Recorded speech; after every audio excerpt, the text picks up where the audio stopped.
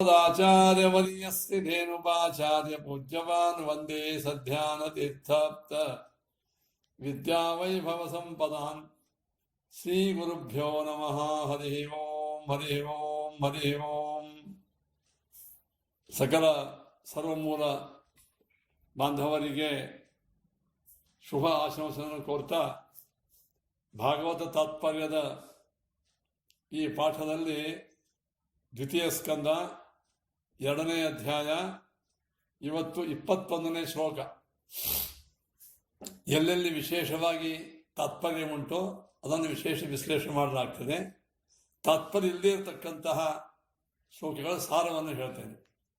ದಯವಿಟ್ಟು ನಮ್ಮ ಪಂಡ್ರೆ ಜಯತೀರ್ಥ ಹೇಳಿದಂತೆ ನೀವು ನಿಮ್ಮ ಮೊಬೈಲ್ಗಳನ್ನು ಚೆನ್ನಾಗಿ ಇಟ್ಕೊಂಡು ಅಲ್ಲಿ ಇರುವ ವಿಡಿಯೋಗಳನ್ನು ನಿಮ್ಮ ವಿಡಿಯೋಗಳನ್ನು ಆಫ್ ಮಾಡ್ಕೊಳ್ಳಿ. ಅದು ಇರೋದ್ರಿಂದ ಏನಾಗ್ತದೆ ಅಂದರೆ ಬೇರೆಯವರಿಗೆ ನಮ್ಮ ಸಪ್ಪಳ ಇಕೋ ಆಗ್ತದೆ. ಆದ್ದರಿಂದ ನೀವು ಈ ವಿಚಾರವನ್ನು ಗಟ್ಟಿ ತಿಳ್ಕೋಬೇಕೆಲ್ಲರೂ. ಇವತ್ತು 21ನೇ ಶ್ಲೋಕ. ಎಲ್ಲರೂ ಬುಕ್ ತೆಗೆದು ನೋಡ್ರಿ. ನಾಭ್ಯಾಂ ಸ್ಥಿತಂ ಶುದ್ಧವರುಪ್ಯ ತಸ್ಮಾತ್ ಉದಾನಗತ್ಯೋದಸಿತಂ ನಯೇನ್ಮುನಿ ತಥೋನುಸಂಧಾಯ ಧಿಯಾ ಮನಸ್ವಿ ತಥೋ ಸ್ವತಾರು ಮೂಲಂ ಶನಕೈರ್ನಯೇತ. ಇಲ್ಲಿ ಇನ್ನ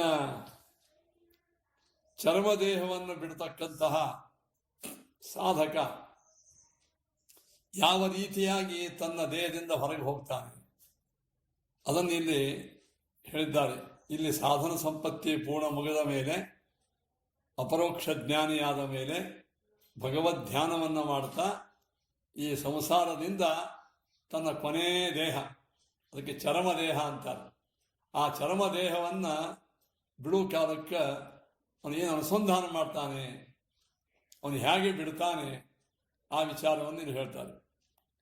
ಇಲ್ಲಿ ಇನ್ನೊಂದು ವಿಚಾರ, ಇಲ್ಲಿ ಬರ್ತಕ್ಕಂಥ ಏನು ಯೋಗ ಸಾಧನದೊಳಗೆ ಬರ್ತಕ್ಕಂಥ ಷಟ್ಚಕ್ರಗಳು, ಅದರಿಂದ ಇವನು ದೇಹ ಪರಿತ್ಯಾಗ ಮಾಡ್ತಾನೆ ಅಂತ ಒಂದು. ಆದರೆ ಎಲ್ಲರೂ ಇದೇ ರೀತಿಯಾಗಿ ದೇಹ ತ್ಯಾಗ ಮಾಡ್ತಾರೆ ಅಂತೇನೂ ಇಲ್ಲ. ಅವರು ಸಸ್ಯಾಸ್ತ್ರಾದಿಗಳನ್ನು ಅಧ್ಯಯನ ಮಾಡಿಕೊಂಡು ತಾವು ಭಗವಂತನ ಲಯಚಿಂತನ ಮಾಡ್ತಾನೂ ಕೆಲವರು ಹೋಗ್ತಾರೆ. ಎಲ್ಲರೂ ಈ ಷಟ್ಚಕ್ರ ದ್ವಾರಾನೇ ಹೋಗ್ತಾರೆ ಅಂತೂ ಏನು ನಿಯಮ ಇಲ್ಲ. ಆದರೆ ಷಟ್ಚಕ್ರಗಳಿಂದ ಉದಾನವಾಯುವನ್ನು ಮೇಲೆ ತಂದು ಬ್ರಹ್ಮರಂಧ್ರ ದ್ವಾರ ಪ್ರಾಣತ್ಯಾಗವನ್ನು ಮಾಡತಕ್ಕಂತಹ ಯೋಗಿಗಳ ವಿಧಾನವನ್ನು ಇಲ್ಲಿ ಹೇಳ್ತಾರೆ. ಏನೆಂದರೆ, ಮೊದಲು ಈ ಶ್ಲೋಕವನ್ನು ತಿಳಿಯೋಕ್ಕಿಂತ ಮೊದಲು ಸಾಮಾನ್ಯವಾಗಿ ಅರ್ಥ ಮಾಡಿಕೊಡ್ರಿ. ಒಬ್ಬ ಚರ್ಮದೇಹವನ್ನು ಬಿಡ್ತಕ್ಕಂಥ ಯೋಗಿ ಅವನು ಜಿತಾಸನನಾಗಿ, ಜಿತಶ್ವಾಸನಾಗಿ, ಸರಿಯಾದ ಆಸನದಾಗ ಕೂತ್ಕೊಂಡು ಪ್ರಾಣಾಯಾಮವನ್ನು ಮಾಡಿ ತಾನು ಪ್ರತಿನಿತ್ಯ ಮಾಡುವ ಬ್ರಹ್ಮ ಧ್ಯಾನವನ್ನು ಮಾಡ್ತಾ ಮಾಡ್ತಾ ಮಾಡ್ತಾ ಮಾಡ್ತಾ ತನ್ನ ಮರಣಕಾಲ ಸಮೀಪಕ್ಕೆ ಬಂದ ಗೊತ್ತಾಗ್ತದೆ. ಅವನೇನು ಮಾಡ್ತಾನಂದರೆ ಪದ್ಮಾಸನದಲ್ಲಿ ಕುಳಿತುಕೊಂಡು ತನ್ನ ಆ ಗುರುಫಾದಿಂದ ಗುದದ್ವಾರವನ್ನು ಮುಚ್ಚಿಕೊಂಡು ಗಟ್ಟಿಯಾಗಿ ಶ್ವಾಸವನ್ನು ನಿರೋಧನ ಮಾಡಿ, ಅಲ್ಲಿ ಒಟ್ಟಾರೆ ನಮ್ಮ ದೇಹದಲ್ಲಿ 6 ಈ ನಾಡಿಗಳು, ಬಲಭಾಗದಲ್ಲಿ ಪಿಂಗಲ, ಎಡಭಾಗದಲ್ಲಿ ಇಡ, ಮಧ್ಯಭಾಗದಲ್ಲಿ ಸುಷುಮ್ನ. ಮುಖ್ಯವಾಗಿ ಈ ಸುಷುಮ್ನ ನಾಡಿ, ಇದಕ್ಕೆ ಮೂಲ ಆಧಾರ ಆ ಕೆಳಗಿನ ಭಾಗ, ಅಲ್ಲಿ ಶುರುವಾಗ್ತದೆ. ಅಲ್ಲಿ 4 ದಳ ಪದ್ಮದ ಆಕಾರವಾಗಿ ಅದರದ ಒಂದು ವ್ಯವಸ್ಥೆ ಇರ್ತದೆ. ಅದು ಗುದದ್ವಾರಕ್ಕೆ ಇರ್ತದೆ. ಅದು ಮೂಲಾಧಾರ ಅಂತಂತಾರೆ. ಆ ಮೂಲಾಧಾರವನ್ನು ಅವನು ಮೂಲಾಧಾರದಲ್ಲಿ ಅದಕ್ಕೆ ಸುಷುಮ್ನ ನಾಡಿಗೆ ಬ್ರಹ್ಮನಾಡಿನೂ ಅಂತಾರೆ. ಅದರ ಒಳಗೆ ಉದಾನವಾಯು ಇರ್ತದೆ. ಆ ಬ್ರಹ್ಮನಾಡಿಯಲ್ಲಿ ಆ ಉದಾನಗತ್ಯ ಅಂತ ಬರ್ತದೆ ನೋಡಿ. ಆ ಉದಾನ ವಾಯುವಿನಿಂದ ಕೂಡಿದ ಬ್ರಹ್ಮನಾಡಿಯಿಂದ ಅವನು ಪರಮಾತ್ಮನ ಧ್ಯಾನ ಮಾಡುತ್ತಾ ಆ ಉದಾನವಾಯುವಿನ ಮೇಲೆ ತರ್ತಾನಂತೆ. ಮೇಲೆ ತಂದು ಮುಂದೆ ಅದನ್ನು ನಾಭಿಯಲ್ಲಿ, ಆ ಉದಾನವಾಯು ನಾಭಿಯಲ್ಲಿ ತರ್ತಾನೆ. ಬ್ರಹ್ಮನಾಡಿ ಏನಾಗಿದೆ ಅಂದ್ರೆ ಮೂಲಾಧಾರದಿಂದ ಅದು ಕ್ರಮವಾಗಿ ನಾಭಿ, ಹೃದಯ, ಮೇಲ್ಭಾಗ, ಆಮೇಲೆ ತಾಲು ಅಂದರೆ ಗಂಟಲ, ಆಮೇಲೆ 2 ಹುಬ್ಬುಗಳ ಮಧ್ಯ, ಆಮೇಲೆ ನೆತ್ತಿ. ಅದಕ್ಕೆ ಬ್ರಹ್ಮನ ಇದು ಅಂತಾರೆ, ಸಹಸ್ರಾರ ಅಂತ. ಹೀಗೆ ಆ ಬ್ರಹ್ಮನಾಡಿ ಒಳಗೆ ಇದ್ದ ಉದಾನ ವಾಯುವಿನ ಮೇಲೆ ತರುತ್ತಾ ತರುತ್ತಾ ಮೊದಲು ಮೂಲಾಧಾರದಿಂದ ನಾಭಿಗೆ ಅಲ್ಲಿ 6 ದಳವಾಗತಕ್ಕಂತಹ ಕಮಲ, ಅಂದರೆ ಹೃದಯದಲ್ಲಿ 8 ದಳ ಕಮಲ, ಆಮೇಲೆ ಮೇಲೆ 10, 12, ಹೀಗೆ ಅವನು ಆ ಉದಾನ ವಾಯುವಿನ ಮೇಲೆ ತಂದು ಬ್ರಹ್ಮ ನಾಡಿಯಿಂದ ನಮ್ಮ ನೆತ್ತಿಯ ಮಧ್ಯದೊಳಗೆ ಒಂದು ಸಣ್ಣ ಬ್ರಹ್ಮ ರಂಧ್ರ ಅಂತಿರ್ತದೆ. ಆ ರಂಧ್ರವನ್ನು ಅವನು ಅದನ್ನು ಪ್ರಕಟ ಮಾಡಿ ತದ್ವಾರ ಅವನು ಪ್ರಾಣವನ್ನು ಬಿಟ್ಟು ಲೋಕಕ್ಕೆ ಹೋಗ್ತಾನೆ ಅಂತ ಒಂದು ಗತಿ. ಆ ವಿಚಾರವನ್ನು ಇಲ್ಲಿ ಹೇಳ್ಕೊತಾನೆ. ಇದು ನಿಮಗೆ ಇಷ್ಟು ಸ್ಥೂಲ ಗೊತ್ತಾದ್ರೆ ಅರ್ಥ ಆಗ್ತದೆ. ಅಂದರೆ ಇನ್ನು ಇದಕ್ಕೆ ಆಚಾರ ತಾತ್ಪರ್ಯದ ನೋಡಿ. ಉದಾನಗತ್ಯ ಬ್ರಹ್ಮನಾಡ್ಯ ಅಂತ ಅರ್ಥ. ಆ ಮೇಲೆ ಶ್ಲೋಕದಲ್ಲಿ ಉದಾನಗತ್ಯ ಅಂದರೆ ಅರ್ಥ ಏನು ಅಂದರೆ, ಉದಾನಗತ್ಯ ಅಂದರೆ ಉದಾನ ವಾಯುವಿನನ್ನು ಮೇಲೆ ಒಯ್ಯುವ ಬ್ರಹ್ಮನಾಡಿ ಅಂತ ಅರ್ಥ. ಈ ಪ್ರಕಾರವಾಗಿ ಆಚಾರ್ಯ ತಾತ್ಪರ್ಯ ಹೇಳಿದ್ದಾರೆ. ಅಥೈಕ ಊರ್ಧ್ವ ಉದಾನ ಇತಿ ಶ್ರುತೇಹೇ. ನೋಡ್ರಿ, ಆಚಾರ್ಯರು ಎಷ್ಟು ಸೂಕ್ಷ್ಮವಾಗಿ ಹೇಳ್ತಾರೆ ಅಂದರೆ, ಇಲ್ಲಿ ಉದಾನಗತ್ಯ ಎಂಬುದಕ್ಕೆ ಉದಾನವಾಯು ಹೋಗ್ತದೆ ಅಂತ ಅರ್ಥ ಆಗ್ತದಲ್ಲ ಅಂದ್ರೆ ಇಲ್ಲ. ಉದಾನವಾಯುವಿನ ಗತಿ ಅಲ್ಲದು. ಉದಾನವಾಯುವಿನ ಗತಿಗೆ ಆಶ್ರಯವಾದ ಯಾವುದು ಬ್ರಹ್ಮನಾಡಿ ಅಂತ ಅರ್ಥ. ಅದಕ್ಕೆ ಒಂದು ಶ್ರುತಿ ಪ್ರಮಾಣ ಕೊಡ್ತಾರೆ ಶ್ರೀಮದಾಚಾರ್ಯ. ಅಥೈಕಯೋ ಅಥ ಏಕಯ ಊರ್ಧ್ವ ಉದಾನಃ. ಪಿಂಗಲ, ಇಡ ಮತ್ತು ಸುಷುಮ್ನ ಅಂದ್ರು. ಆ ಏಕಯ ಅಂದ್ರೆ ಒಂದು ನಾಡಿಯಿಂದ ಉದಾನವಾಯು ಹೋಗ್ತದೆ. ಪ್ರಾಣಾಪಾನು, ಅದಕ್ಕೆ ಶ್ರೀಮದಾಚಾರ್ಯರು ಮಹಾಭಾರತದ ಪ್ರಮಾಣ ಕೊಡ್ತಾರೆ. ಏನು ಕೊಡ್ತಾರೆ ಅಂದರೆ, ಪ್ರಾಣಾಪಾನು ಇಡಾಯಾಂಚ. ಆಗಾಳ ಹೇಳಿದಂತೆ ನಮ್ಮ ದೇಹದ ಬಲಭಾಗದಲ್ಲಿ ಪಿಂಗಲ, ಎಡಭಾಗದಲ್ಲಿ ಇಡ. ಆ ಇಡಾ ನಾಡಿಯಲ್ಲಿ ಏನದಂದರೆ ಪ್ರಾಣ, ಪಿಂಗಲಾ ನಾಡಿಯಲ್ಲಿ ಅಪಾನ. ವ್ಯಾನ ಎಂಬ ವಾಯು ಇದ್ದದ್ದು ಸರ್ವ ಸಂಧಿಗಳಲ್ಲಿ, ಅಂದರೆ ದೇಹದ ಸಂಧಿ ಭಾಗದಲ್ಲಿ ಇರ್ತದೆ. ಉದಾನೋ ಬ್ರಹ್ಮನಾಡಿಗ. ಉದಾನ ವಾಯು ಬ್ರಹ್ಮನಾಡಿಯಲ್ಲಿ ಇದ್ದಾನೆ. ಸಮಾನ ಅಂತ ಪ್ರಾಣದೇವರು ಸರ್ವತ್ ಇಡೀ ದೇಹದಾಗ ಎಲ್ಲ ಕಡೆಗಿದ್ದಾರೆ. ಈಗ ಪ್ರಾಣ, ಅಪಾನ, ವ್ಯಾನ, ಉದಾನ ಸಮಾನ. ಈ ಪ್ರಕಾರವಾಗಿ ಆ ಏನು ಗತಿಗಳವ ಅದನ್ನು ಕ್ರಮವಾಗಿ ಈ ಉದಾನ ಇತ್ಯಾದಿಗಳು ಹೇಳ್ತಾರೆ. ಹಾಗೇದರೆ ಇಲ್ಲಿ ಮುಂದೆ ಹೇಳ್ತಾರೆ, ತಸ್ಮಾತ್ ಭ್ರುವೋರಂತರ ಮುನ್ನಯೇತ. ಹೀಗೆ ಅವನು ಮೂಲಾಧಾರದಿಂದ ಆ ಉದಾನ ವಾಯುವನ್ನು ಸುಷುಮ್ನಾ ನಾಡಿಯಿಂದ ಕ್ರಮವಾಗಿ ನಾಭಿ, ಹೃದಯ ಮತ್ತು ಹೃದಯದ ಮೇಲ್ಭಾಗ, ತಾಲು ಮತ್ತು ಭ್ರೂಮಧ್ಯ. ಭ್ರೂಮಧ್ಯ ಅಂದರೆ 2 ಕಣ್ಣುಗಳ ನಡುವಿನ ಹುಬ್ಬ, ಅಲ್ಲಿ ತಗೊಂಡು ಬರ್ತಾನೆ. ತಸ್ಮಾತ್ ಭ್ರುವೋರಂತರ ಮುನ್ನಯೇತ ನಿರುದ್ಧ ಸಪ್ತಶ್ವ ಪಥೋನಪೇಕ್ಷ. ಅಲ್ಲಿ ತಂದು ನಿಲ್ಲಿಸ್ತಾನೆ ಆ ಉದಾನವಾಯುವನ್ನು. ನಿಲ್ಲಿಸಿ ಇಡೀ ಸಂಪೂರ್ಣ ತನ್ನ 7 ಇಂದ್ರಿಯಗಳನ್ನು ಅವನು ಚೆನ್ನಾಗಿ ವಶ ಮಾಡ್ಕೊಂಡಿರ್ತಾನಂತ. ಆ ಕಾಲಕ್ಕೆ ತನ್ನ ಕಣ್ಣು, ಕಾಲು, ಕಿವಿ, ಮೂಗು, ಘ್ರಾಣ, ರಸನ, ಚಕ್ಷು, ತ್ವಕ, ಶ್ರೋತ್ರ, ಮನಸ್ಸು ಏನವಲ್ಲ, ಈ ಎಲ್ಲ ಇಂದ್ರಿಯಗಳನ್ನು ನಿರೋಧ ಮಾಡಿ, ಎಲ್ಲಿ ಹೊರಗೆ ಹೋಗದೇ ಇದ್ದಂಗೆ ಮಾಡಿ, ಅನಪೇಕ್ಷ, ಹೊರಗಿನ ಲೌಕಿಕ ಯಾವ ವಿಚಾರವನ್ನು ಇಚ್ಛಿಸದೆ ಭಗವಂತನನ್ನ ಮಾತು ಚಿಂತನೆ ಮಾಡ್ತಾ, ಚಿತ್ವಾ ಮುಹೂರ್ತಾರ್ಧ ಮಕುಂಠ ದೃಷ್ಟಿ. ಒಂದು ಅರ್ಧ ಗಳಿಗೆ ಅವನು ಆ ಭ್ರೂ ಮಧ್ಯದೊಳಗೆ ಆ ವಾಯುವನ್ನ, ಉದಾನ ವಾಯುವನ್ನು ಗಟ್ಟಿಯಾಗಿ ಹಿಡಿದುಕೊಂಡು ಅಕುಂಠ ದೃಷ್ಟಿ, ಎಲ್ಲಿಯೂ ತನ್ನ ದೃಷ್ಟಿಯನ್ನು ಬೇರೆ ಕಡೆಗೆ ಚಲಿಸದೆ ನಿರ್ಬಿಧ್ಯ ಮೂರ್ಧನ್ ವಿಸಜೇತ್ ಪರಂಗತಃ. ಬ್ರಹ್ಮ ಧ್ಯಾನ ಮಾಡುತ್ತಾ ನಮ್ಮ ನೆತ್ತೆಯ ಮೇಲೆ ಇರುವ ಸಣ್ಣ ಒಂದು ರಂಧ್ರವನ್ನು ಸ್ಫೋಟ ಮಾಡಿ ಅಲ್ಲಿಂದ ಅವನು ಮೇಲೆ ಹೋಗ್ತಾನೆ, ದೇಹವನ್ನು ಪರಿತ್ಯಾಗ ಮಾಡ್ತಾನೆ. ಇಲ್ಲಿ ಪರಂಗತಃ ಅಂದರೆ ಪರಮಾತ್ಮನನ್ನು ಹೊಂದಿದವನಾಗಿ ಅಂತ ಅರ್ಥ ಆಗ್ತದೆ ಮೇಲ್ನೋಟಕ್ಕೆ. ಹಂಗಲ್ಲ ಅರ್ಥ ಅಲ್ಲ, ಯಾಕಂದ್ರೆ ಇನ್ನೂ ಪರಮಾತ್ಮನ ಹೊಂದಿಲ್ಲವ, ಒಂದವನು ಇದ್ದಾನೆ. ಅವನು ದೇಹ ಪರಿತ್ಯಾಗ ಮಾಡೋ ಕಾಲಕ್ಕೆ ಪರಮಾತ್ಮನ ಹೊಂದಿರಂಗಿಲ್ಲ. ಅದಕ್ಕೆ ಪರಂಗತಃ ಶಬ್ದಕ್ಕೆ ಅರ್ಥ ಮಾಡಿದ್ದಾರೆ ಅಂದರೆ ಪರಂ ಚಿಂತಯನ್. ಪರ ಅಂದ್ರೆ ಪರೋರಿ ಪರಮಾತ್ಮನು, ಪರಮಾತ್ಮನನ್ನು ಚಿಂತನ ಮಾಡುತ್ತಾ ಅವನು ಬ್ರಹ್ಮನಾಡಿಯಿಂದ ಪ್ರಾಣತ್ಯಾಗವನ್ನು ಮಾಡ್ತಾನೆ ಅಂತ ಅರ್ಥ ಮಾಡಬೇಕು. ಶ್ರೀಮದಾಚಾರ್ಯ ನೋಡ್ರಿ, ಮೂಲ ಶ್ಲೋಕದಲ್ಲಿರೋ ಸಣ್ಣ ಸಣ್ಣ ವಾಕ್ಯಕ್ಕೂ ಹಾಗೆ ಅರ್ಥವನ್ನು ಆಚಾರ ಮಾಡ್ತಾರೆ. ಇನ್ನು ಇವನು ಮೇಲೆ ಹೋಗ್ತಾನೆ, ಮೇಲೆ ಎಲ್ಲೆಲ್ಲಿ ಹೋಗ್ತಾನೆ, ಯಾವ್ಯಾವ ಲೋಕಕ್ಕೆ ಹೋಗ್ತಾನೆ ಅದನ್ನು ಈ ಶ್ಲೋಕದಲ್ಲಿ ಹೇಳ್ತಾರೆ. ಮುಂದಿನ ಶ್ಲೋಕದಲ್ಲಿ ಯದಿ ಪ್ರಯಶ್ಚತ್ ತದಪಾರಮೇಷ್ಟ್ಯಂ, ಈ ಬ್ರಹ್ಮನಾಡಿಯಿಂದ ಪ್ರಾಣೋತ್ಕ್ರಮಣವನ್ನು ಮಾಡತಕ್ಕಂತಹ ಈ ಯೋಗಿಯು ಅವನು ಪಾರಮೇಷ್ಟ್ಯ ಅಂದರೆ ಚತುರ್ಮುಖ ಬ್ರಹ್ಮಿ ಲೋಕವಾಗಿರ್ತಕ್ಕಂಥ ಸತ್ಯಲೋಕಕ್ಕೆ ಅವನು ಹೋಗ್ತಾನೆ. ಎಲ್ಲರೂ ಅಲ್ಲಕ್ಕೆ ಹೋಗಂಗಿಲ್ಲ. ಇನ್ನು ಕೆಲವರು ವೈಹಾಯಸಾನ ಮುದಯದ್ವಿಹಾರಂ, ದೇವತೆಗಳಿಗೆ ವಿಹಾರ ಸ್ಥಾನವಾಗಿರ್ತಕ್ಕಂಥ, ಸಿದ್ಧರಿಗೆ ವಿಹಾರ ಸ್ಥಾನವಾದ ಮಹೋಲೋಕ, ಜನೋಲೋಕ, ತಪೋಲೋಕಕ್ಕೂ ಹೋಗ್ತಾರೆ ಕೆಲವರು. ಅಥವಾ ಅಷ್ಟಾಧಿಪತ್ಯಂ, ಅಷ್ಟ ಐಶ್ವರ್ಯಗಳಿಂದ ಕೂಡಿರತಕ್ಕಂತಹ ಆ ವೈಕುಂಠ ಲೋಕಕ್ಕೂ ಹೋಗ್ತಾನೆ, ಅಮುಕ್ತ ಸ್ಥಾನ.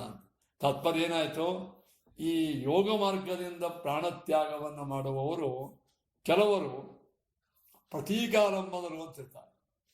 ಪ್ರತೀಕ ಅಂದ್ರೆ ಪ್ರತೀಕದಲ್ಲಿ ಪರಮಾತ್ಮನ ಉಪಾಸನ ಮಾಡಲು ಸಿದ್ಧಿಪಣ, ಅವರು ಎಲ್ಲಿ ಹೋಗ್ತಾರೆ, ಸತ್ಯಲೋಕಕ್ಕೆ ಹೋಗ್ತಾರೆ. ಅಪ್ರತೀಕಾರಂಭನರು ಅಂದ್ರೆ ಎಲ್ಲ ಕಡೆಗೂ ಪರಮಾತ್ಮನ ಉಪಾಸನ ಮಾಡ್ತಕ್ಕಂಥ ಯೋಗ್ಯ ದೇವತೆಗಳು ಅವರು ವೈಕುಂಠ ಲೋಕಕ್ಕೆ ಹೋಗ್ತಾರೆ. ವೈಕುಂಠ ಲೋಕ ಅಂದ್ರೆ ಅಲ್ಲಿ ಅಮುಕ್ತ ಸ್ಥಾನ ಅಂತದ್ದು. ಬ್ರಹ್ಮಪ್ರಳಯ ಆಗೋ ತನಕ ಯಾರಿಗೂ ಮೋಕ್ಷ ಇಲ್ಲೇ ಇಲ್ಲ. ಅಮುಕ್ತ ಸ್ಥಾನದಲ್ಲಿ ಹೋಗಿ ಅವರು ಭಗವದ್ ಧ್ಯಾನ ಮಾಡ್ತಿರ್ತಾರೆ. ಇನ್ನು ಕೆಲವರು ಮಹೋಲೋಕ, ಜನೋಲೋಕ ಮತ್ತು ತಪೋಲೋಕ, ಆ ಮೂರು ಲೋಕದಲ್ಲಿ ಹೋಗ್ತಾರೆ. ಒಟ್ಟಾಗಿ ಮೂರು ವಿಭಾಗವನ್ನ ಇಲ್ಲಿ ಮಾಡಿದ್ದಾರೆ. ಈ ದೇವನ ಪರಿತ್ಯಾಗ ಮಾಡಿ ಹೋಗೋರು ಇವರು ಯಾರು, ಸಹೈವ ಗಚ್ಚೇನ್ ಮನಸೇಂದ್ರಿಯೈಶ್ಚ, ಇದು ಯಾಕೆ ಇಲ್ಲಿ ಹೇಳಬೇಕಾಯಿತು ಅಂತ ಕೇಳಿದರೆ, ಈ ಹೋಗತಕ್ಕಂಥವರು ಇನ್ನೂರಿಗೆ ಪೂರ್ಣ ಮೋಕ್ಷ ಆಗಿಲ್ಲ ಯಾರಿಗೂ. ಇವರು ಪೂರ್ಣ ಮೋಕ್ಷ ಆಗೋದು ಯಾವಾಗ ಹೇಳ್ರಿ, ಚತುರ್ಮುಖ ಬ್ರಹ್ಮದೇವರಿಗೆ 100 ವರ್ಷ ತುಂಬಿದ ಮೇಲೆ ಮಹಾಪ್ರಳಯವಾಗಿ, ಆಮೇಲೆ ಪ್ರಳಯ ಆದ ನಂತರ ಭಗವಂತನ ವಾಸುರೂಪಿ ಪರಮಾತ್ಮ ಅವರಿಗೆ ಶ್ವೇತದ್ವೀಪದಲ್ಲಿ ಮೋಕ್ಷವನ್ನು ಮಾಡ್ತಾನೆ ಅಂತ ಹೇಳ್ತಾರೆ, ಲಿಂಗದೇಹ ಭಂಗ ಆದ ನಂತರ. ಇದು ಅಲ್ಲಿ ತನಕ ಇವರು ಈ ಭೌತಿಕವಾದಂತಹ ಮನಸ್ಸು ಇಂದ್ರಿಯಗಳಿಂದ ಕೂಡಿಯೇ ಇರ್ತಾರೆ. ಸತ್ಯಲೋಕದಲ್ಲಿ ಅಥವಾ ಮಹೋಲೋಕಾದಿಗಳಲ್ಲಿ ಅಥವಾ ಅಮುಕ್ತ ವೈಕುಂಠ ಸ್ಥಾನದಲ್ಲಿ. ಬ್ರಹ್ಮಪ್ರಾಗುವಾಗ ಮುಂದೆ ಈ ಭೌತಿಕ ದೇಹವನ್ನು ಪೂರ್ಣವಾಗಿ ಆ ಇಂದ್ರಿಯಗಳನ್ನು ಬಿಡುವುದು ಯಾವಾಗ ಅಂದರೆ ಮಹಾಪ್ರಳಯ ಆದ ನಂತರ ಎಂಬ ವಿಚಾರವನ್ನು ತಿಳ್ಕೋಬೇಕು. ಯೋಗೇಶ್ವರಾಣ ಗತಿಮಾಮನಂತಿ ಬಹಿಸ್ತ್ರಿಲೋಕ್ಯ ಪವನಾಂತರಾತ್ಮ. ಈ ಏನಿಷ್ಟು ಆಗ ಹೇಳಿದೆವಲ್ಲ, ಯೋಗ ಮಾರ್ಗದಿಂದ ಬ್ರಹ್ಮಜ್ಞಾನವನ್ನು ಪಡೆದು ಈ 3 ಲೋಕಕ್ಕೆ ಹೋಗತಕ್ಕಂಥವ್ರು ಏನಿದ್ದಾರಲ್ಲ, ಈ 3 ಲೋಕ ಎಲ್ಲೇ ಹೋಗಿ ಅಂದರೆ ಮಹೋಲೋಕ, ಜನಲೋಕ, ತಪೋಲೋಕ ಆಗಲಿ, ಸತ್ಯಲೋಕ ಮತ್ತು ಅಮುಕ್ತ ವೈಕುಂಠ ಸ್ಥಾನ, ಇದು ಬಹಿಸ್ತ್ರಿಲೋಕ್ಯ. ಈ 3 ಲೋಕದಿಂದ ಬೇರೆ 3 ಲೋಕ ಅಂದ್ರೆ ಯಾವ, ಈ ಭುವ ಸ್ವಹ, ಭೂಲೋಕ, ಬೋರ್ಲೋಕ, ಸ್ವರ್ಲೋಕ, ಈ 3 ಲೋಕಗಳ ಮೇಲೆ ಇವೆಲ್ಲ ಅಂದರೆ ಜನೋಲೋಕ, ಇದು ಮಹೋಲೋಕ, ಜನೋಲೋಕ, ತಪೋಲೋಕ, ಸತ್ಯಲೋಕ, ಆಮೇಲೆ ಅಮುಕ್ತ ವೈಕುಂಠ ಸ್ಥಾನ. ಇಂತಹ ಆ ಲೋಕಕ್ಕೆ ಇವರು ಹೋಗಿ ಪವನಾಂತರಾತ್ಮ ಅಂದರೆ, ಪವನ ಅಂದರೆ ವಾಯುದೇವರು, ಅವರ ಅಂತರಾತ್ಮನಾದಂತಹ ಆ ಪರಮಾತ್ಮನನ್ನು ಇವರು ಪಡಿತಾರೆ. ಅಂದರೆ ವಾಯುದೇವರ ದ್ವಾರ ಹೋಗ್ತಾರೆ. ಅಥವಾ ಪವನಃ ಅಂತರಾತ್ಮ ಅಂತ ಮಾಡ್ತಾರೆ. ಅಂದರೆ ಪವನನ ಅಂತರಾತ್ಮ ಪರಮಾತ್ಮ, ಅಥವಾ ಪವನ ಅಂದರೆ ವಾಯುದೇವರು ಅಥವಾ ಬ್ರಹ್ಮದೇವರು, ಅವರೇ ಅಂತರಾತ್ಮರು ಎಂಬುವಂಥ ಅರ್ಥ ಮಾಡಿದ್ದಾರೆ. ಯೋಗೇಶ್ವರಾಣ ಗತಿ ನಕರ್ಮಭಿಸ್ತಾಂ ಗತಿಮಾಪ್ನುವಂತಿ ಸ್ಪಷ್ಟ ಹೇಳ್ಬಿಟ್ರು. ಈ 3 ಲೋಕಕ್ಕೆ ಅಂದರೆ ಮಹೋಲೋಕಾದಿಗಳಿಗೆ, ಸತ್ಯಲೋಕಕ್ಕೆ ಮತ್ತು ಅಮುಕ್ತ ವೈಕುಂಠ ಸ್ಥಾನಕ್ಕೆ ಕೇವಲ ಕರ್ಮಗಳನ್ನು ಮಾಡಿ ಹೋಗಲಿಕ್ಕೆ ಶಕ್ಯವಿಲ್ಲ. ಯಜ್ಞಯಾಗಾದಿ ಲೋಕ ಕರ್ಮಗಳನ್ನು ಮಾಡಿದವರು ಬಹಳ ಆದರೆ ಸ್ವರ್ಗಕ್ಕೆ ಹೋಗಬಹುದು, ಅಂತರಿಕ್ಷಕ್ಕೆ ಹೋಗಬಹುದು, ಭೂಮಿಯಲ್ಲೇನೆ ಉತ್ತಮವಾದಂತಹ ಗತಿಯನ್ನು ಪಡೆಯಬಹುದು. ಆದರೆ ಮೇಲಿನ ಲೋಕಗಳಿಗೆ ಕೇವಲ ನೀವು ಕರ್ಮಾದಿಗಳಿಂದ ನಾ ಲೋಕ ಪಡಿತೇನೆ ಅಂದರೆ ಇಲ್ಲ. ವಿದ್ಯಾ ತಪೋ ಯೋಗ ಸಮಾಧಿ ಭಾಜಾಂ ಹೇಳಿದ್ದಾರೆ. ವಿದ್ಯಾ ತಪಸ್ಸು ಈ ಯೋಗಗಳಿಂದ ಮಾತ್ರ ಈ ಲೋಕಗಳು ಪ್ರಾಪ್ತವಾಗ್ತವೆ. ಇದನ್ನೇ ಶ್ರೀಮದಾಚಾರ್ಯರು ತಾತ್ಪರ್ಯದಲ್ಲಿ ಹೇಳ್ತಾರೆ. ತಾತ್ಪರ್ಯ ನೋಡ್ರಿ, ಚಿನ್ಮಾತ್ರಾಣಿ ಇಂದ್ರಿಯಾಣ್ಯಾಹೋ ಮುಕ್ತಾನಾಂ ಅನ್ಯದೈವತೋ. ಈ ಲೋಕದಲ್ಲಿ ಇನ್ನು ಇರ್ತಾರಲ್ಲ ಇವರು, ಇನ್ನು ಮುಕ್ತ ಆಗದೇ ಇದ್ದವರು ಈ ಭೌತಿಕ ಮನಸ್ಸು ಇಂದ್ರಿಯಗಳಿಂದಲೇ ಇರ್ತಾರೆ. ಮೋಕ್ಷದಲ್ಲಿ ಮಾತ್ರ ಈ ಭೌತಿಕ ಇಂದ್ರಿಯಗಳನ್ನು ಬಿಟ್ಟು ಸ್ವರೂಪೇಂದ್ರಿಯಿಂದ ಇರ್ತಾರೆ. ಚಿನ್ಮಾತ್ರಾಣಿ ಇಂದ್ರಿಯಾಣಿಯಾವು ಮುಕ್ತಾನ. ಮುಕ್ತರಿಗೆ ಅದು ಇಂದ್ರಿಯಗಳವ. ಯಾವ ಇಂದ್ರಿಯ? ಅದು ಚಿನ್ಮಾತ್ರ ಇಂದ್ರಿಯ, ಚೈತನ್ಯ ಮಾತ್ರ ಇಂದ್ರಿಯ ಇರ್ತದೆ. ಅನ್ಯದೈವತು ಮೋಕ್ಷಾವಸ್ಥೆ ಬಿಟ್ಟು ಸಂಸಾರಾವಸ್ಥೆಯಲ್ಲಿ ಇನ್ನಿತರ ಬೇರೆಗಳಲ್ಲಿ ತಾನೇವ ಜಡಯುಕ್ತಾನಿ, ಜಡವಾದ ಇಂದ್ರಿಯಗಳ ಜೊತೆಗಿರ್ತಾನೆ. ಉದಾಹರಣೆ ಅಂದ್ರೆ ಹಾಲು ಮತ್ತು ನೀರು. ಹಾಲು ನೀರು ಎರಡು ಹೆಂಗೆ ಕೂಡಿರ್ತಾವ, ಹಾಗೆ ಸಂಸಾರದಲ್ಲಿ ನಮಗೆ ಈ ಭೌತಿಕ ಕಣ್ಣು ಅದ, ಒಳಗ ಅಭೌತಿಕವಾದಂತಹ ಸ್ವರೂಪೇಂದ್ರಿಯನೂ ಅದ. ಭೌತಿಕವಾದಂತಹ ಮನಸ್ಸು ಅದ, ಅಭೌತಿಕವಾದಂತಹ ಮನಸ್ಸು ಅದ. ಹೆಂಗಂದ್ರೆ ಎರಡು ಕ್ಷೀರ ನೀರ ಹಾಲು ಕೂಡಿದ್ದಂಗಿರ್ತಾವಲ್ಲ, ಹಂಗೆ ಇಲ್ಲಿರ್ತಾವ. ಮೋಕ್ಷದಲ್ಲಿ ಮಾತ್ರ ಶುದ್ಧ ಇಂದ್ರಿಯನೇ ಇರ್ತವೆ. ಹಾಗೆ ಪವನಸ್ಯ ಅಪಿ ಅಂತರಾತ್ಮ ಯಹ ತಂ. ಪವನಾಂತರಾತ್ಮ ಎಲ್ಲಿ ಬ್ರಹ್ಮದೇವರಿದ್ದಾರೋ ಮತ್ತು ಈ ಪರಮಾತ್ಮ ಇದ್ದಾನೋ, ಒಂದು ಕಡೆಗೆ ಅಮುಕ್ತ ಸ್ಥಾನ ವೈಕುಂಠದಲ್ಲಿ ಪವನಾಂತರಾತ್ಮ ಪರಮಾತ್ಮ, ಸತ್ಯಲೋಕದಲ್ಲಿ ಅವನೇ ಅಂತರಾತ್ಮನಾಗಿದ್ದಾನೆ ಅಂತ ಹೇಳ್ತಾರೆ.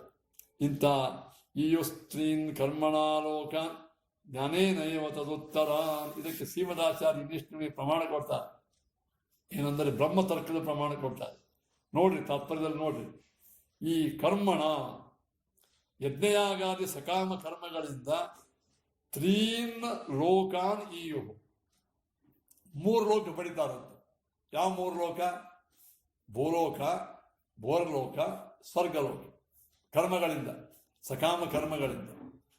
ತದುತ್ತರ ಈ ಭೂಭುವ ಸ್ವಹ, ಈ ಮೂರು ಲೋಕವನ್ನ ದಾಟಿ ಮುಂದಿನ ಲೋಕವಲ್ಲ, ಮಹೋಲೋಕ, ಜನೋಲೋಕ, ತಪೋಲೋಕ, ಸತ್ಯಲೋಕ, ವೈಕುಂಠ, ಇವುಗಳನ್ನ ಜ್ಞಾನೇನೈವ ಶುದ್ಧವಾದ ನಿಷ್ಕಾಮವಾದಂತಹ ಜ್ಞಾನದಿಂದಲೇ ಪಡಿತಾರೆ. ತತ್ರ ಮುಖ್ಯ ಹರಿಮ್ಯ. ಇನ್ನು ಅದರೊಳಗೂ ತಾರತಮ್ಯದ.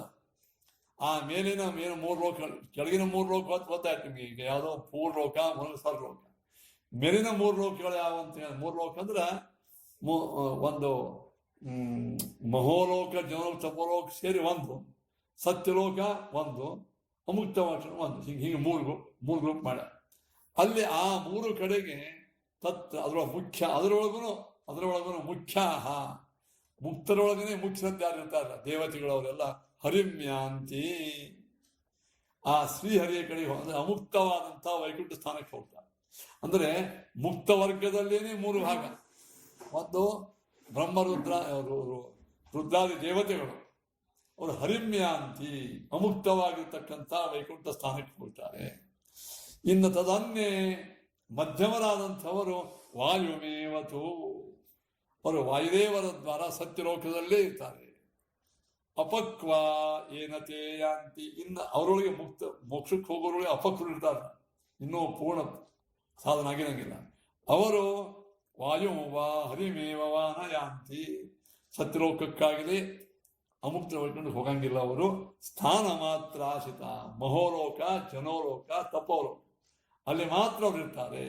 ಆದರೆ ಅವರಿಗೂ ಜನಿ ವಿನರ್ಜಿತ, ಅವರಿಗೂ ಸಂಸಾರದಾಗ ಬಂದು ಹೊಳಾಡ್ದಿರಂಗಿಲ್ಲ. ಅವರಿಗೆ ಅಂದ್ರ ಮಹೋಲೋಕ, ಜನೋಲೋಕ, ತಪೋಲೋಕದಲ್ಲಿ ಇರ್ತಕ್ಕಂತಹ ಮುಕ್ತಿಯೋಗ್ಯ ಜೀವರಾಶಿ ಅಲ್ಲಿ ಸಾಧನ ಮಾಡ್ತಾರೆ. ಅವ್ರಿಗೆ ಪುನಃ ಇದು ಬರೋಣಿಲ್ಲ. ಸತ್ಯಲೋಕದಲ್ಲಿ ಇರುವ ಜನರಕ್ಕಿಂತಲೂ ಯೋಗ್ಯತ ಕಡಿಮೆ ಅಂತ. ಅದಕ್ಕೆ ಸ್ಥಾನ ಮಾತ್ರ ಆಶ್ರಿತಾದೇಸ್ತು ಪುನರ್ಜನಿ ವಿವರ್ಜಿತ. ಹೀಗೆ ಈ ಮುಕ್ತಿಗೆ ಹೋಗತಕ್ಕಂಥವರನ್ನೇನೆ ಮೂರು ವಿಭಾಗವನ್ನು ಮಾಡಿಬಿಟ್ಟಿದ್ದಾರೆ. ಹಾಗಾದರೆ ಇಷ್ಟೆಲ್ಲ ಆಯಿತು. ಈ ಬ್ರಹ್ಮನಾಡಿಯಿಂದ ಪ್ರಾಣೋತ್ಕ್ರಮಣವನ್ನು ಮಾಡಿರತಕ್ಕಂತಹ ಸಾಧಕ ಅವನು ಹೆಂಗೆ ಹೋಗ್ತಾನೆ, ಯಾವ ಮಾರ್ಗದಿಂದ ಹೋಗ್ತಾನೆ ಮತ್ತು ಅದನ್ನು ಮುಂದೆ ಹೇಳ್ತಾರೆ. ವೈಶ್ವಾನರಮ್ಯಾತಿ ವಿಹಾಯ ಸಾಗತಃ ಸುಷುಮ್ನಯ ಬ್ರಹ್ಮಪಥೇನ ಶೋಚಿಷ ವಿಧೂತ ಕಲ್ಕೋತ ಹರೇರುದಸ್ತಾತ್ ಪ್ರಯಾತಿ ಚಕ್ರಂ ನಪಶಂಶುಮಾರಂ. ಈ ಹಿಂದೆ ಹೇಳಿದ್ದನೇ ವಿಷಯವನ್ನು ಮತ್ತೆ ಮುಂದುವರೆಸ್ತಾರೆ. ಈ ಷಟ್ಚಕ್ರಗಳಿಂದ ಉದಾನವಾಯುವನ್ನು ನಾನು ದಯವಿಟ್ಟು ಇದು ಪಾಠ ಅದ ಕಾರಣ ಒಂದು ಹೇಳಿದ ವಿಷಯವನ್ನೇ ಗಟ್ಟಿಯಾಗಿ ಆಗುವಂತೆ 4 ಸಲ ಹೇಳ್ತಿರ್ತೇನೆ. ನಮ್ಮ ಪದ್ಧತಿ ನಿಮಗೆ ಗೊತ್ತದ. ಈ ಷಟ್ಚಕ್ರಗಳಿಂದ ಉದಾನವಾಯುವನ್ನು ಮೇಲೆ ತಂದು ಅವನು ಈ ಭ್ರೂಮಧ್ಯೊಳಗೆ ಅರ್ಧ ಗಳಿಗೆ ಇಟ್ಟು ಮುಂದೆ ಬ್ರಹ್ಮರಂಧ್ರದಿಂದ ಪ್ರಾಣವನ್ನು ಪರಿತ್ಯಾಗ ಮಾಡಿ ಉತ್ಕ್ರಮಣ ಆಗತಕ್ಕಂತಹ ಈ ಸಾಧಕ ವೈಶ್ವಾನರಮ್ಯಾತಿ ವಿಹಾಯ ಸಾಗತಾಹ. ಅವನು ಈ ಅರ್ಚನಾದಿ ಮಾರ್ಗದಿಂದ ವೈಶ್ವಾಲೋಕಕ್ಕೆ ಹೋಗ್ತಾನೆ.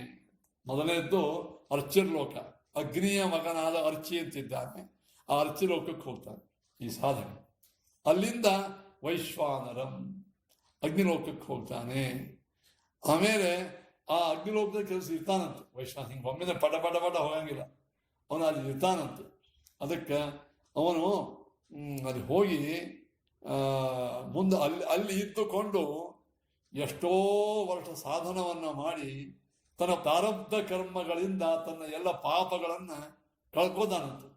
ಯದ್ಯಪಿ ಈ ದೇಹ ಬಿಡುವೆಳ್ಳಕ್ಕೆ ಪಾಪ ಹೋಗಿರ್ತಾವ, ಇನ್ನೂ ಕೆಲವು ಇರ್ತಾವ ಪ್ರಾರಬ್ಧ ಕರ್ಮಗಳು. ನೋಡ್ರಿ ಎಷ್ಟೋ ವಿಚಾರ ಸೂಕ್ಷ್ಮದ. ಈ ದೇಹದೊಳಗೆ ಷಟ್ಚಕ್ರ ಭೇದನ ಮಾಡಿ ಮೇರಿ ಹೋಗುವ ಕಾಲಕ್ಕೆ ಏನೋ ಒಂದು ಬೇಕು ಅಷ್ಟು ಸಾಧನ ಆಗಿರ್ತದ. ಇನ್ನೂ ಒಂದು ಪ್ರಾರಬ್ಧ ಕರ್ಮದೊಳಗೆ ಕೆಲವು ಪಾಪಗಳು ಇರ್ತಾವ. ಅದನ್ನು ವೈಶ್ವಾನಲೋಕಕ್ಕೆ ಹೋಗಿ ಅಲ್ಲಿ ಅವನು ಸಾಧನ ಮಾಡಿ ಕಳ್ಕೋತಾನ. ಅದಕ್ಕೆ ಶ್ರೀಮದಾಚಾರ್ಯ ತಾತ್ಪರ್ಯ ಬಂತು ನೋಡ್ರಿ. ಹರೇ ಹೇ ಶಮಶುಮಾರಂ ಚಕ್ರಂ ವೈಶ್ವಾನಲೋಕದಿಂದ ಅವನು ಇದಕ್ಕೆ ಹೋಗ್ತಾನಂತೆ. ಶ್ರೀಹರಿ ವಾಸ ಮಾಡತಕ್ಕಂತಹ ಶಿವಶುಮಾರ ಲೋಕಕ್ಕೆ ಹೋಗ್ತಾನೆ. ಆ ಶಿವಶುಮಾರ ಲೋಕಕ್ಕೆ ಹೋಗೋಕ್ಕಿಂತಲೂ ಮೊದಲು ಏನವ ಅಗ್ನಿಲೋಕದಲ್ಲಿ ಇದ್ದಾನಲ್ಲ, ವೈಶ್ವಾನ ಲೋಕದಲ್ಲಿ, ಅಲ್ಲಿ ವೈಶ್ವಾನರೇ ಅಂದರೆ ಅಗ್ನಿಲೋಕದಲ್ಲಿ ಅಂತ ಅರ್ಥ. ಮತ್ತು ದ್ಯುನದ್ಯಾಂ ಆ ದೇವಗಂಗೆಯಲ್ಲಿ, ಸೂರ್ಯೇವ ಸೂರ್ಯ ಮಂಡಲದಲ್ಲಿ ಏನಿದೆ, ಮತ್ತು ದೇಹೇವ ತನ್ನ ದೇಹದಲ್ಲಿ, ಇವ ವಿಧೂಯ ಸರ್ವ ಪಾಪಾನಿ ತನ್ನ ಎಲ್ಲ ಪ್ರಾರಬ್ಧ ಕರ್ಮಗಳನ್ನು ಕಳೆದುಕೊಂಡು ಯಾಂತಿ ಕಿಂಸ್ತುಘ್ನ ಕೇಶವಂ ಆಮೇಲೆ ಅವ ಸುಷುಮ ಲೋಕಕ್ಕೆ ಹೋಗ್ತಾನೆ. ಮತ್ತೇನಾಯ್ತು, ದೇಹ ಬಿಟ್ಟಾಕ್ಷಣ ಅರ್ಚಿರ್ಲೋಕದಿಂದ ಮುಂದೆ ಹೋಗಿ ಅಗ್ನಿಲೋಕ, ಅದಕ್ಕೆ ವೈಶ್ವಾನಲೋಕ ಅಂತಾರೆ.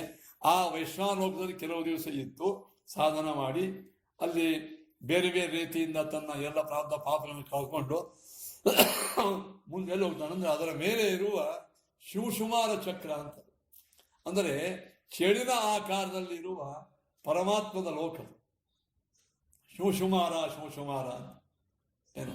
ಅಲ್ಲೇ ಧ್ರುವಲೋಕನೂ ಅದ, ಧ್ರುವನೂ ಅಲ್ಲೇ ವಾಸ ಮಾಡ್ತಾರೆ. ಆದ ಕಾರಣ ಅಂತ ಶಿವಶುಮಾರ ಲೋಕಕ್ಕೆ ಇದ್ದು ಅಲ್ಲಿ ಇದ್ದ ಶ್ರೀ ಹರಿಯನ್ನ ನಮಸ್ಕಾರ ಮಾಡಿ ಮತ್ತೆ ಮುಂದೆ ಪ್ರಯಾಣ ಬೆಳೆಸ್ತಾನೆ ಅಂತ ಹೇಳ್ತಾರೆ. ಏನು ವಿಧೂಯ, ಅದಕ್ಕೆ ಆಚಾರ್ಯ ವಿಧೂಯ ಸರ್ವ ಪಾಪಾನಿ ಯಾಂತಿ ಕಿಂಸ್ತುಘ್ನ ಕೇಶವಂ. ಅಲ್ಲಿ ಕೆಳಗಿನ ಲೋಕದಲ್ಲಿ ಪಾಪ ಕಳೆದುಕೊಂಡು ಹರಿಯೋಕಕ್ಕೆ ಹೋಗ್ತಾನೆ. ಹಾಗಾದ್ರೆ ಒಂದು ಪ್ರಶ್ನೆ ಬರ್ತದೆ, ಅಗ್ನಿ ನಮ್ಮ ಹೃದಯದೊಳಗೂ ಇದ್ದಾನೆ, ಜಠರಾಗ್ನಿಯಾಗಿ ಇದ್ದಾನೆ, ಮತ್ತು ಅಗ್ನಿಲೋಕ ಅಂತ ಅಲ್ಲಿ ಹೆಂಗದ ಬಂತು ಅಂತ ಕೇಳಿದರೆ, ಯೋಂತಃ ಪಚತಿ ಭೂತಾನ, ಯಾವನು ಎಲ್ಲ ಪ್ರಾಣಿಗಳ ಜಠರದಲ್ಲಿ ಇದ್ದುಕೊಂಡು ನಾವು ಉಂಡ ಅನ್ನವನ್ನು ಪಚನ ಮಾಡ್ತಾನೋ ಆ ಅಗ್ನಿ. ಯಸ್ತಪತ್ ಅಂಡ ಮಧ್ಯಗ, ಅವನು ಬ್ರಹ್ಮಾಂಡ ಮಧ್ಯದಲ್ಲಿಯೂ ಇದ್ದಾನೆ, ಅಗ್ನಿಲೋಕದಲ್ಲಿಯೂ ಇದ್ದಾನೆ. ಇಲ್ಲಿದ್ದವನೇ ಅಲ್ಲಿ ಇದ್ದಾನೆ ಆ ಲೋಕ. ಸೊ ಅಗ್ನಿರ ವೈಶ್ವಾನರೋ ಮಾರ್ಗ, ಆ ಅಗ್ನಿ ವಾಸ ಮಾಡತಕ್ಕಂಥ ವೈಶ್ವಾನ ಲೋಕವು ಒಂದು ಮಾರ್ಗವಾಗಿದೆ, ಇವನಿಗೆ ಒಂದು ವೇ ಆಗಿದೆ ಮೋಕ್ಷಕ್ಕೆ ಹೋಗ್ತದೆ. ದೇವಾನ ಪಿತೃಣಾಮನೆ, ದೇವಯಾನದಿಂದ ಹೋಗೋರು ಅಲ್ಲೇ ಹೋಗ್ಬೇಕು, ಪಿತೃಯಾನದಿಂದ ಹೋಗೋರು ಅಲ್ಲೇ ಹೋಗಬೇಕು. ಏನು ಇಬ್ಬರಿಗೂ ಎರಡೂ ಅವೇ ಸ್ಟೇಷನ್, ಜಂಕ್ಷನ್ ಇದ್ದಂಗೆ. ಏನು ಅಂದರೆ ಪಿತೃಯಾನ ಅಂದರೆ ಸ್ವರ್ಗಕ್ಕೆ ಹೋಗಿ ಅಲ್ಲಿ ಭೋಗವನ್ನು ಮಾಡಿ ತಿರುಗಿ ಬರ್ತಾರಲ್ಲ, ಅವರು ಅಗ್ನಿಲೋಕಕ್ಕೆ ಹೋಗಬೇಕು. ಇನ್ನು ಮುಂದ ಇದೆಲ್ಲ ಪೂರ್ಣ ಚರ್ಮದೇಹದಿಂದ ಪ್ರಾಣ ಪರಿತ್ಯಾಗವನ್ನು ಮಾಡಿ ಮುಂದೆ ಮೇಲೆ ಅವರು ಅಲ್ಲೇ ಹೋಗ್ಬೇಕು.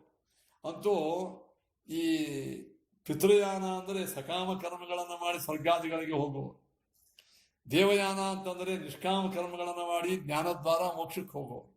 ಇವರು ಎಲ್ಲರೂ ಏನು ಮಾಡಬೇಕು, ಇವರು ಆ ಅಗ್ನಿಲೋಕಕ್ಕೆ ಹೋಗಿ ಕೆಲವರು ತಿರುಗಿ ಇಲ್ಲಿ ಬರ್ತಾರೆ, ಕೆಲವರು ಮೋಕ್ಷಕ್ಕೆ ಹೋಗ್ತಾರೆ. ದೇವಯಾನಂ ಪಿತೃನಾಂ ಮುನೆ, ಪಿತೃಯಾನಂ ದೇವ, ಅದಕ್ಕೆ ಇನ್ನಿಷ್ಟು ನಿಮಗೆ ಶ್ರೀಮದಾಚಾರ್ಯರು ಸ್ಪಷ್ಟೀಕರಿಸ್ತಾರೆ.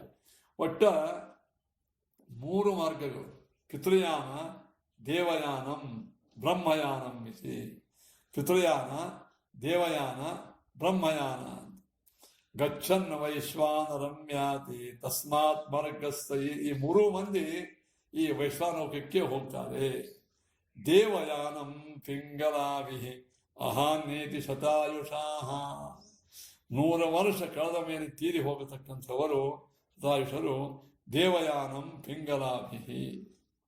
ಇಲ್ಲಿ ಬರ್ತಕ್ಕ ನಮ್ಮ ದೇಹದಲ್ಲಿ ಆಗ ಹೇಳಿದಂತೆ ಬಲಭಾಗದಲ್ಲಿ ಪಿಂಗಲ ಎಂಬ ನಾಡಿ, ಎಡಭಾಗದಲ್ಲಿ ಇಡ ಅಂತ ನಾಡಿ. ಏನು ಈ ದೇವಯಾನ ಅಂತಂದರೆ ಈ ಶ್ರೇಷ್ಠವಾಗಿರತಕ್ಕಂತಹ ಪಿಂಗಲಾವಿಹಿ ಶತಾಯುಷ, ರಾತ್ರಿವಿಹಿ ಇಡಾವಿಹಿ. ಅದಕ್ಕೆ ಆಹಾರಕ್ಕೆ ಹಗಲಿಗೆ ಅಭಿಮಾನಿಯಾಗಿರತಕ್ಕಂತಹ ದೇವತೆಗಳಲ್ಲಿರ್ತಾರೆ. ಅದಕ್ಕೆ ಅಹಹ ಅಂತ ಹೆಸರು. ರಾತ್ರಿ ಅಭಿಮಾನಿ ದೇವತೆಗಳು ಅವು ಇಡಾಯ, ಅವರು ಪಿತೃಣ ವಿಷುವಿತ್ತಮ. ಆಮೇಲೆ ಸುಷುಮ್ನಾ ನಾಡಿಯಿಂದ ವಿಷುವೃತ್ತ ಅಂದರೆ ಸಂತೋಷಕರವಾಗ ಸಂತೋಷ ಉಂಟು ಮಾಡತಕ್ಕಂತಹ ಇದಕ್ಕೆ ಹೋಗ್ತಾರೆ, ಸತ್ಯಲೋಕಕ್ಕೆ ಅಂತ ಹೀಗೆ ಹೇಳಿದರು. ದೇವಯಾನ ಮತ್ತು ಇಡ, ಪಿಂಗಲ. ಇಡ ಮತ್ತು ಬ್ರಹ್ಮನಾಡಿ ಅಂದರೆ ಈ ಹೊರ ಮಧ್ಯದಲ್ಲಿರ್ತಕ್ಕಂತಹ ಸುಷುಮ್ನಾ ನಾಡಿ ಬ್ರಹ್ಮನಾಡಿ ಅಂತಾರೆ. ದಕ್ಷಿಣ ಪಿಂಗಲ ಸರ್ವ. ನೋಡ್ಕೋರಿ, ನಮ್ಮ ದೇಹದ ಬಲಭಾಗದಲ್ಲಿ ಪಿಂಗಲ, ಸರ್ವ ಇಡ ವಾಮ ಪ್ರಕೀರ್ತಿತ. ಇಡನಾಡಿಗಳು ದೇಹದ ಎಡಭಾಗಕ್ಕೆ. ನಾಡ್ಯೋಥ ಮಧ್ಯಮ ಪ್ರವೃತ್ತ ಸುಷುಮ್ನ. ಸುಷುಮ್ನ ಮಧ್ಯೊಳಗೆ, ಇದಕ್ಕೆ ಬ್ರಹ್ಮನಾಡಿ ಅಂತಂತಾರೆ. ಏನು ವೇದಪಾರಗೈ, ಹಿಂಗೆ ವೇದಪಾರಗರು ಹೀಗೆ ಹೇಳ್ತಾರೆ. ದೇವಯಾನಸ್ಯ ಮಾರ್ಗಸ್ಥ ಅಹಶಬ್ದ ಸಮುದ್ರಿತ. ದೇವಯಾನ ಮಾರ್ಗದಲ್ಲಿರುವ ದೇವತೆಗಳು ಅವರಿಗೆ ಅಹಹ, ಹಗಲಿಗೆ ಅಭಿಮಾನಿ ದೇವತೆಗಳು, ಅದಕ್ಕೆ ಅಹಹ ಅಂತಾರೆ. ಪಿತೃಯಾನಸ್ಯ ಮಾರ್ಗಸ್ಥ ರಾತ್ರಿ ಅಂದರೆ ಅವರು ರಾತ್ರಿಗೆ ನಿಯಾಮಕರಾಗ್ತಕ್ಕಂತಹ ದೇವತೆಗಳು. ರಾತ್ರಿ ಶಬ್ದಾವಯಾಮತ. ಶತಾಯು, ಇಲ್ಲಿ ಶತಾಯು ಅಂದರೆ ಮರಣ, 100 ವರ್ಷ ಬದುಕಿ ಮರಣ ಹೊಂದತಕ್ಕ ಶತಾಯು ಅಂತಂತಾರೆ. ಶತಾಯು ಮರಣಂ ಚೇವ ಕಾಲಿಕಂ ಪರಮಾವೃತಿ ಅಂತ ಈ ಅಭಿಧಾನ ಎಂಬ ಗ್ರಂಥವಾಗಿ ಹೇಳಿದ್ದಾರೆ. ಪಿಂಗಲಾಭಿ ಶತಾಯುಷಾಹ ಅಹಸ್ನೌಜ್ಞಂ ದೇವಯಾನಮೇತಿ. ಹಿಂದೆ ಹೇಳಿದ್ದನ್ನೇ ಇನ್ನು ಸ್ಪಷ್ಟೀಕರಣ ಮಾಡ್ತಾರೆ. ಏನಂದ್ರೆ ದೇವಯಾನಂಶ, ಪಿಂಗಲಾವಿಹಿ, ಪಿಂಗಲ ದೇವಯಾನಂಶ. ಪಿಂಗಲಾ ನಾಡಿಯಿಂದ ಹೋಗುವವರೇ ದೇವಯಾನ. ಪಿಂಗ ಅಂದ್ರೆ ಪಿಂಗ ಎಂಬುವಂತಹ ಸುಖವನ್ನು ಪಡಿತಾರೆ. ಪಿಂಗಲ. ಇಡ ಅನ್ನದಾನ. ಇಡ ಅಂದ್ರೆ ಅನ್ನ. ಆ ಅನ್ನದಾನಾದಿಗಳಿಂದ ಬಂದ ಪುಣ್ಯದಿಂದ ಪಿತೃನಾಮೇವ ಮಾರ್ಗ, ಅದು ಪಿತೃಯಾನ ಅಂತಂತಾರೆ. ಹೀಗೆ ಬ್ರಹ್ಮತರ್ಕದ ಒಳಗೆ ಇದರ ಸ್ಪಷ್ಟೀಕರಣವನ್ನ ಮಾಡಿದ್ದಾರೆ. ಈ ಪ್ರಕಾರವಾಗಿ ಪಿಂಗಲ ಮತ್ತು ಬ್ರಹ್ಮನಾಡಿ ಉತ್ಕ್ರಮಣ ಹೊಂದಿ ತದ್ವಿಶ್ವನಾಭಿಂ ತಭಿಪದ್ಯ ವಿಷ್ಣೋ ಅಣೀಯಸ ವಿರಜೇನಾತ್ಮನೈಕಂ ನಮಸ್ಕೃತಂ ಬ್ರಹ್ಮ ವಿದಾಮುಪೈತಿ ಕಲ್ಪಾಯುಷೋ ಯದ್ ವಿಬುಧಾರಮಂತೆ. ಹೀಗೆ ಮೇಲೆ ಹೋದವನು ಆ ಅಗ್ನಿಲೋಕ ಅಂದರೆ ವೈಶ್ವಾನಲೋಕಕ್ಕೆ ಹೋಗಿ ಅಲ್ಲಿಂದ ಶುಶುಮಾರ್ ಲೋಕಕ್ಕೆ ಹೋಗಿ ಅಲ್ಲಿರುವ ಪರಮಾತ್ಮನನ್ನು ನಮಸ್ಕಾರ ಮಾಡಿ ಅಲ್ಲಿ ಭಗವಂತನಿಗೆ ಅವನು ತನ್ನ ಸಮಗ್ರವಾಗಿರತಕ್ಕಂತಹ ಸೇವೆಯನ್ನು ಸಲ್ಲಿಸಿ ಇವನು ತದ್ವಿಶ್ವನಾಭಿಂ ಸಮಸ್ತ ಜಗಕ್ಕೆ ಆಧಾರನಾದಂತಹ ಬ್ರಹ್ಮಜ್ಞಾನದಿಂದ ನಮಸ್ಕೃತನಾಗಿರ್ತಕ್ಕಂಥ ವಿಷ್ಣು ಅಣೀಯಸ ವಿರಜೇನಾತ್ಮ ಇಷ್ಟು ಮಾಡಿ ಮುಂದೆ ಹೋಗೋ ವೇಳಾಕು ಇನ್ನೂ ಒಂದು ಸೂಕ್ಷ್ಮ ಲಿಂಗದೇ ಇದ್ದೇ ಇರ್ತದೆ. ಲಿಂಗದೇ ಭಂಗಿನ ಆಗಿಲ್ಲ ಅವನು. ಲಿಂಗದೇ ಭಂಗ ಆದಾಗೆ ಮೋಕ್ಷ. ಇಷ್ಟು ಮೇಲೆ ಹೋಗೋ ವೇಳಾಕು ಇವನಿಗೆ ಲಿಂಗದೇ ಇದ್ದೇ ಇರ್ತದೆ. ಅಂತಹ ಅಲ್ಲಿ ಇದ್ದು ಅವನು ಕಲ್ಪಾಯುಷಃ ಯದ್ ವಿಬುಧಾರಮಂತೆ, ಅವರು ಕಲ್ಪಾಯುಷಿಗಳಾಗಿ ಅದಿರ್ತಾರೆ ಅಂತಂದು ಇದನ್ನೇ ತಾತ್ಪರ್ಯ ಸ್ಪಷ್ಟ ಮಾಡ್ತೀವಿ. ಅಶೇಷ ಜಗದಾಧಾರ ಶೂಷಮಾರೋ ಹರಿಪರ. ಇಡೀ ಜಗತ್ತಿಗೆ ಆಧಾರನಾದವನೇ ಶೂಷಮಾರ ಹರಿ. ಸರ್ವೇ ಬ್ರಹ್ಮವಿದೋನತ್ವ. ಹಿಂದೆ ಹೇಳಿದ ಶ್ಲೋಕವನ್ನೇ ಆಚಾರ್ಯ ತಾತ್ಪರ್ಯ ಹೇಳ್ತಾ ಇದ್ದಾರೆ. ಆ ರೂಪಿ ಪರಮಾತ್ಮನನ್ನ ಸರ್ವೇ ಬ್ರಹ್ಮವಿದೋನತ್ವ, ಎಲ್ಲ ಬ್ರಹ್ಮಜ್ಞಾನಿಗಳು ಮೋಕ್ಷಕ್ಕೆ ಹೋಗುವ ಮಾರ್ಗದಲ್ಲಿ ಅಲ್ಲಿ ಇದ್ದು ಪರಮಾತ್ಮನ ನಮಸ್ಕಾರ ಮಾಡಿ ತಮ್ ಯಾಂತಿ ಪರಮಂ ಪದಂ, ತಮ್ ನತ್ವ ಪರಮಂ ಪದಂ ಯಾಂತಿ. ಇದು ಬ್ರಹ್ಮಾಂಡದಾಗ ಹೇಳ್ತಾರೆ. ತದ್ ವಿಷ್ಣು ವಿಶ್ವಾಧಾರಂ ರೂಪಂ ಪ್ರತಿಪದ್ಯ. ಆ ಹಿಂದೆ ಹೇಳಿದ ಭಾಗವತತ್ವನ್ನೇ ವಿಶ್ವಕ್ಕೆ ಆಧಾರವಾದ ಆ ರೂಪಿ ಪರಮಾತ್ಮನನ್ನ ಪಡೆದು ಯತ್ರ ಕಲ್ಪಾಯುಷಃ ತಮ್ಮ ಮಹೋಲೋಕಮುಪೈತಿ. ಮಹೋಲೋಕಕ್ಕೆ ಹೋಗ್ತಾರೆ. ಮಹೋಲೋಕಕ್ಕೆ ಹೋಗಿ ಅಲ್ಲಿ ಕಲ್ಪಾಯುಷ ಬ್ರಹ್ಮದೇವರ ಕಲ್ಪ ಆಗುವ ತನಕ, ದಿನಕಲ್ಪ ಮುಗಿಯುವ ತನಕ ಇರ್ತಾರೆ ಮಹೋಲೋಕದಲ್ಲಿ. ಯತ್ರ ಕಲ್ಪಾಯುಷಂ ತಂ ಮಹೋಲೋಕಮುಪೈತಿ. ಅದಕ್ಕೆ ಸ್ಪಷ್ಟೀಕರಣ ಮಾಡಿದೆ ಇನ್ನಿಷ್ಟು. ಮನ್ವಂತರಾಯುಷ ಸ್ವರ್ಗ, ಇನ್ನಿಷ್ಟು ಸ್ಪಷ್ಟೀಕರಣ ಮಾಡ್ತಾರೆ. ಸ್ವರ್ಗಲೋಕದಲ್ಲಿ ಇರ್ತಕ್ಕಂಥ ದೇವತೆಗಳ ಆಯುಷ್ಯ ಎಷ್ಟು ಅಂದರೆ ಒಬ್ಬ ಮನ್ವಂತರ, ನಿಮಗೆಲ್ಲ ಗೊತ್ತದಲ್ಲ. ಅಂದರೆ ಕೃತತ್ರೇತದ್ವಾಪರ ಕಲಿ ಸೇರಿ ಚತುರ್ಯುಗ. ಈ ಚತುರ್ಯುಗಗಳು ಇದು 72 ಸಲ ತಿರುಗಬೇಕು. ಅವಾಗ ಒಬ್ಬ ಮನು ಬರ್ತಾನೆ. ಸ್ವಯಂಭೂ ಸರೋಚುಷ ಉತ್ತಮ ತಾಪಸ ರೈವತ ಚಾಕ್ಷುಷ, ಭಾಗವತ್ ನಾನು ಕೇಳ್ತೀವಲ್ಲ. ಹೀಗೆ ಒಬ್ಬ ಮನುವಿನ ಆಳಿಕೆ ಚತುರ್ಯುಗ ಸಹಸ್ರ. ಏನು 72 ಈ ಮಹಾಯುಗ ಆಗಬೇಕು. 72 ಮಹಾಯುಗಕ್ಕೆ ಒಂದು ಮನ್ವಂತರ ಅಂತಂತ. ಈ ಒಂದು ಮನ್ವಂತರ ತನಕ ಸ್ವರ್ಗಲೋಕ ದೇವತೆಗಳು ಇರ್ತಾರೆ. ಇಂದ್ರಂದು ಅಷ್ಟೇ. ಆಮೇಲೆ ಮಹೋಲೋಕೇತು ಕಾಲ್ಪಿಕಾಹ ಬಂದ ಸರ್. ಆಮೇಲೆ ಮಹೋಲೋಕದಲ್ಲಿ ವಾಸ ಮಾಡತಕ್ಕಂಥ ಸಾಧಕರು ಹೇಳ್ತಿರ್ತಾರೆ ಅಂದ್ರೆ ಬ್ರಹ್ಮದೇವರ ಒಂದು ಕಲ್ಪ ತನಕ ಇರ್ತದೆ, ದಿನಕಲ್ಪ. ಅಂದರೆ 14 ಮನುಗಳು ಈ ಲೆಕ್ಕದಿಂದ ಸರಿದರೆ ಬ್ರಹ್ಮದೇವರಿಗೆ ಒಂದು ಹಗಲಾಗ್ತದೆ. ಅಲ್ಲಿ ತನಕ ಮಹೋಲೋಕ ಜನೋಲೋಕ ತಗೊಳ್ಳಿ ಮಂದಿ ಇರ್ತಾರೆ. ಆದರೆ ಆ ಬ್ರಹ್ಮಣೋ ಜನಾದ್ಯಾಸ್ತು ಮಹೋಲೋಕೇಪಿ ಏವರಾಹ. ಇವರು ಮುಂದೆ ಬ್ರಹ್ಮದೇವರು ಬ್ರಹ್ಮಲೋಕದಲ್ಲಿ ಇದ್ದವರು ಎಂದ ಅಂದ್ರೆ ಬ್ರಹ್ಮಪಳಿ ಆಗೋ ತನಕ ಇರ್ತಾರೆ. ಈಗ 3 ಭಾಗ ಮಾಡಿದರು. ಸ್ವರ್ಗಲೋಕದಲ್ಲಿ ಒಂದು ಮನ್ವಂತರ ತನಕ ಇರ್ತಾರೆ, ಅರ್ಥ ಆಯ್ತಲ್ಲ. ಆಮೇಲೆ ಮಹೋಲೋಕ ಜನೋಲೋಕ ತಪೋಲೋಕದಲ್ಲಿ ಬ್ರಹ್ಮದೇವರ ಒಂದು ದಿನಕಲ್ಪ ಗೊತ್ತಾಯ್ತಲ್ಲ, 14 ಮನ್ವಂತರ ಆಗೋ ತನಕ ಇರ್ತಾರೆ. ಆಮೇಲೆ ಸತ್ಯಲೋಕದಲ್ಲಿ ಬ್ರಹ್ಮದೇವರ ಆಯುಷ್ ತನಕ ಇರ್ತಾರೆ. ಅಂದ್ರೆ ಸಮಗ್ರ ಬ್ರಹ್ಮದೇವರ 100 ವರ್ಷ ಆಯುಷ್ ತನಕ ಇರ್ತಾರೆ. ಇಷ್ಟು ವಿಭಾಗ ಮಾಡಿದರು. ಇನ್ನೊಂದು ಸಮಸ್ಯೆ ಹೇಳ್ತಾರೆ, ಇದು ಒಂದು ಪ್ರಮೇಯ. ಮಹೋಲೋಕದಲ್ಲಿ ಇರ್ತಕ್ಕಂಥ ಭೃಗು ಮೊದಲಾದ ಋಷಿಗಳೂ ಕೂಡ ಏನು ಅವರು ಸತ್ಯಲೋಕದಲ್ಲಿ ಇರುವಷ್ಟೇ ಆಯುಷ್ ಅವ್ರು ಇರ್ತಾರೆ. ಮಹೋಲೋಕದ ಭೃಗು ಮೊದಲಾಗಿರ್ತಕ್ಕ ಇನ್ನೂ ಉತ್ತಮ ಜೀವರಾಶಿಗಳು ಸತ್ಯಲೋಕದಲ್ಲಿ ಇರ್ತಕ್ಕಂಥದ್ದು ಆಯುಷ್ಯದಷ್ಟೇ ಅಲ್ಲಿ ವಾಸ ಮಾಡ್ತಿರ್ತಾರೆ ಎಂಬುವಂತಹ ಮಾತನ್ನು ನಿರೂಪಣೆ ಮಾಡ್ತಾರೆ. ಈ ಪ್ರಕಾರವಾಗಿ ಈ ಚರ್ಮದೇಹದಿಂದ ಪ್ರಾಣತ್ಯಾಗವನ್ನು ಮಾಡಿ ದಾರಿಯಲ್ಲಿ ವೈಶ್ವಾಲೋಕಕ್ಕೆ ಹೋಗಿ ಅಲ್ಲಿಂದ ಶಿವಶುಮಾರ ಚಕ್ರದಿಂದ ಪರಮಾತ್ಮನ ದರ್ಶನ ಮಾಡಿಕೊಂಡು ಮುಂದೆ ಮಹೋಲೋಕ ಜನೋಲೋಕ ತಪೋಲೋಕದಲ್ಲಿ ಕೆಲವರು ಇರ್ತಾರೆ, ಕೆಲವರು ಸತ್ಯಲೋಕದಲ್ಲಿ ಇರ್ತಾರೆ, ಕೆಲವು ಅಮುಕ್ತ ವೈಕುಂಠ. ಹೀಗೆ ಮೋಕ್ಷಕ್ಕೆ ಹೋಗತಕ್ಕಂಥವರು 3 ವಿಭಾಗಗಳನ್ನು ಚೆನ್ನಾಗಿ ತಿಳಿದುಕೊಂಡು ಮುಂದೆ ಇವರು ಮೋಕ್ಷ ಎಂದಾಗ್ತದೆ. ಇವರಿಗೆ ಮೋಕ್ಷ ಆಗುವುದು ಎಂದು ಇವರಿಗೆ ಅದು ಕೇಳಿದರೆ ಅಥೋ ಅನಂತಸ್ಯ ಮುಖಾನಿಲೇನ ದಂದೈಹಮಾನಂ ಸ ನಿರೀಕ್ಷ ವಿಶ್ವಂ ನಿರ್ಯಾತಿ ಸಿದ್ಧೇಶ್ವರ ಜುಷ್ಟಧೃಷ್ಟ್ಯಂ ಯದ್ವೈ ಪರಾಧ್ಯಂತು ಪಾರಮೇಷ್ಟ್ಯಂ.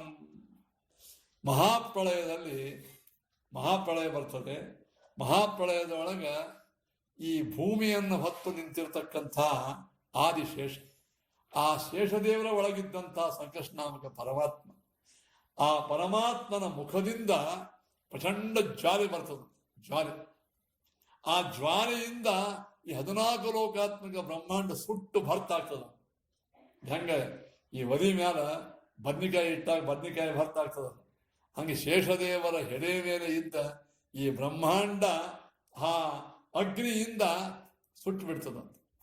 ಏನು ಅದನ್ನು ನೋಡ್ತಾರೆ ಅವರು. ಮಹೋಲೋಕದಾಗಿದ್ದ ಮಧ್ಯೆ ಎಲ್ಲ ನೋಡ್ತಾರೆ, ಸುಡುದು ನೋಡ್ತಿರ್ತಾರೆ.